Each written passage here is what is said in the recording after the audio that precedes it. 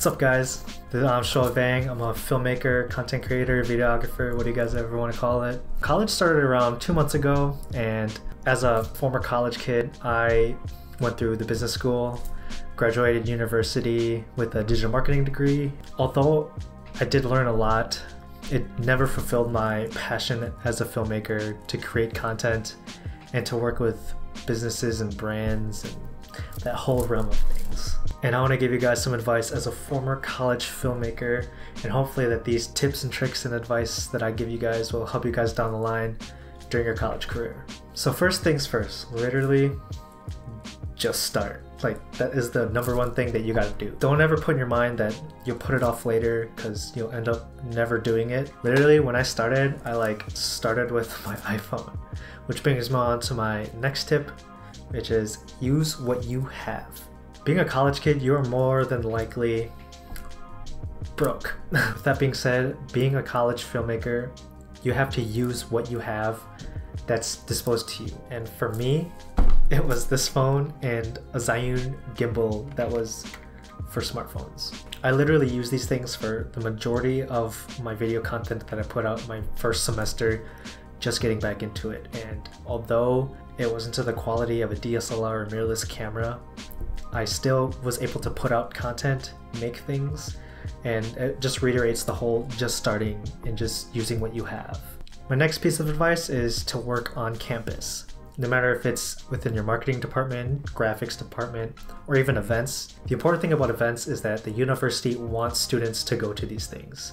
I mean, the majority of kids, let's not lie, end up not going to these things, but they want some PR or video content or even photos or anything that just push it out to students to get them to go to these things, because they put on a lot of effort to try to get students to go to these.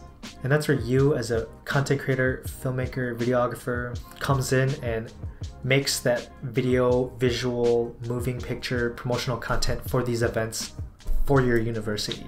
I myself was a marketing intern at the Career Center, and I was lucky enough that the Career Center also held events, and I was known as the video guy. Even if you don't end up getting a job on the campus and you aren't getting paid for it, it's still something for you to put out there. Just get a hold of the people that are holding it and just pitch to them that you're a videographer, content creator, and you want to make something for the university to put on their website, on their social medias, and more than likely, they won't say no. The more you do these things, the more you'll be known from the university and the staff and people around throwing these things as the person who does videos, and they will more than likely come to you, film more things, and later down the line, you can start charging them for these things and make money off of them. So once you start building yourself up and you start getting more noticed and more of a reputation around your campus, that's when you can start to reach out to orgs, even local businesses in your area, to start doing paid client work for them. My first paid ever client was through the organizations, which was sorority recruitment. During recruitment, sororities really want to spark the interest of women on their campus to join their sorority, and that's where you as a videographer comes in and helps them make a video that will show them who they are as an organization. This was my first one ever, and honestly, I could have done better now. But it doesn't even have to be limited to just sororities.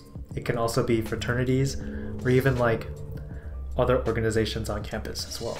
The organizations on your campus more than likely have a lower budget for you to work with, which means that you won't be getting paid as much as you would be doing freelance work.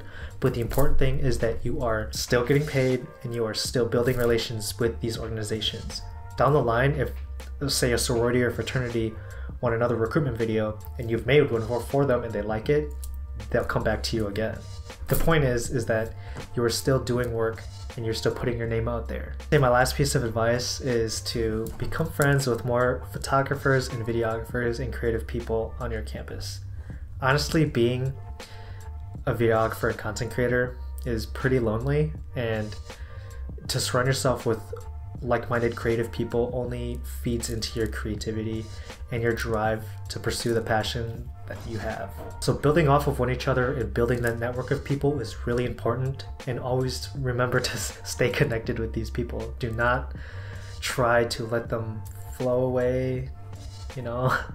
Because down the line, they could be people that you reach out to and even might give you referrals in the future when you're doing more paid client work. Remember that it's a process. These things come in time, and it will take time for you to build these relationships, make these things, and become better as a content creator and videographer. It won't come overnight. You literally have to hustle and grind. Don't lose passion. You might have to skip out on those party nights. You might have to stay up a little late editing things, but if this is really your passion, it's really something that's gonna benefit you in the future the more that you put time into it. And that's a wrap.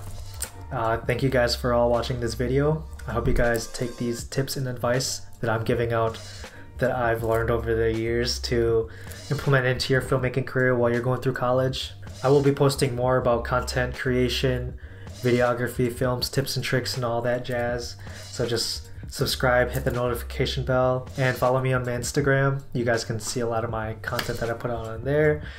And I'll see you guys in the next video.